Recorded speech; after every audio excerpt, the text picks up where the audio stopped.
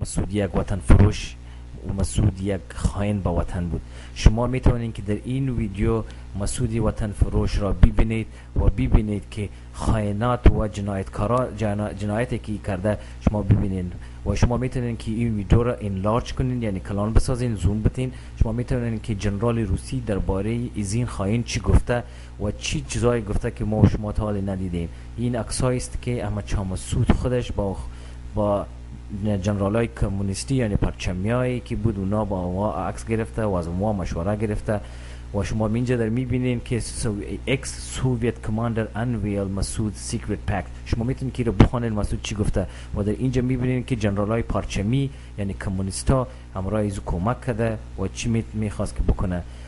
همینطور احمد شاه مسعود ملت افغانستان را رنج داده و دوزی کرده، تباه کرده و ملت افغانستان تباه کرده. شما میتونین که در تصویر دیگر که میایه ببینین که چطور یعنی افغانستان لوت تباه از هر نوع چیزی که استفاده میشد میکرد برای استفاده شخصی خود. ببینید این تصویر یکی از جهادیای مسعود است که مکتب یا تعمیر دولتی را در داده و لوت مار میکنند و چیزای قسم دیگر.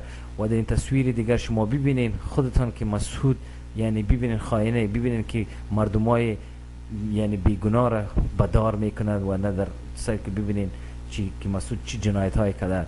و در تصویر دیگر ببینین که جنایت های دیگر چی کرده که در خود پنجشیر که از خود پنجشیر است، در پنجشیر چی کرده 85 نفر بیگناه مؤمن کشته با مقصد خود. اما چه مسعود یک آدم کثیف جنایتکار در افغانستان تیر نشده. ببینید این تصویر دیگر که امرای بچه ضیاءالله امرای عرب امرای گلبودین که جنگ کرد افغانستان تباه کرد و نشسته گپ میزنه مرگ بر احمد شاه مسعود، جهنم جای تو بود خائن وطن. ای